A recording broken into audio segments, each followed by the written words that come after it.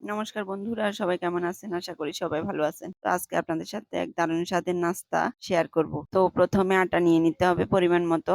এর মধ্যে পরিমাণ মতো লবণ দিয়ে দিতে হবে। আর একটু একটু পানি দিয়ে ভালোভাবে একটা ডো বানিয়ে নিতে হবে। রুটির ডো।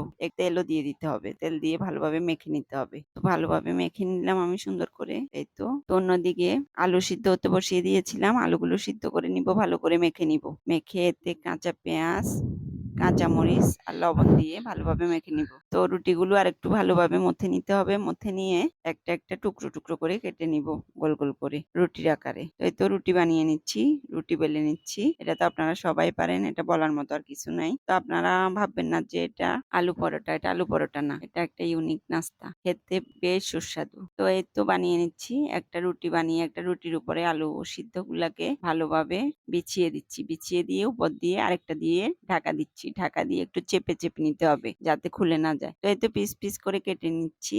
পিস পিস করে কেটে নিয়ে একটা একটা করে বটে বটে নিতে হবে, গোলাপ ফুলের মতো। গোলাপ ফুলের শেপ হবে। অনেক সুন্দর এই নাস্তাটা, খেতেও ভালো, দারুণ লাগে। আপনারাও বাসায় ট্রাই করতে পারেন, বাচ্চাদেরকে দিতে পারবেন, বাচ্চারা খুব পছন্দ করবে এটা। তো আমি একটা একটা করে সব করে নিচ্ছি। এই তো সব বানিয়ে নিচ্ছি। তো অন্যদিকে একটা কড়াইতে তেল বসিয়ে দিলাম। তেলগুলো তেলগুলো গরম হলে এগুলো একটা একটা করে ভেজে নিব সুন্দর করে উল্টিয়ে পাল্টিয়ে। অন্যদিকে তেল বসিয়ে দিলাম। তেলের মধ্যে একটা একটা একটা করে সবগুলো দিয়ে দিলাম। দিয়ে উল্টিয়ে পাল্টিয়ে ভেজে নিব। একটু ব্রাউন কালার করে ভেজে নিব। নাস্তাটা খুবই ভালো ছিল খেতে। আপনারাও ভালো লাগলে বাসায় ট্রাই করতে পারেন। আর নাস্তাটি ভালো লাগলে একটি লাইক, কমেন্ট, শেয়ার করে পাশে থাকবেন। ধন্যবাদ সবাইকে। টাটা।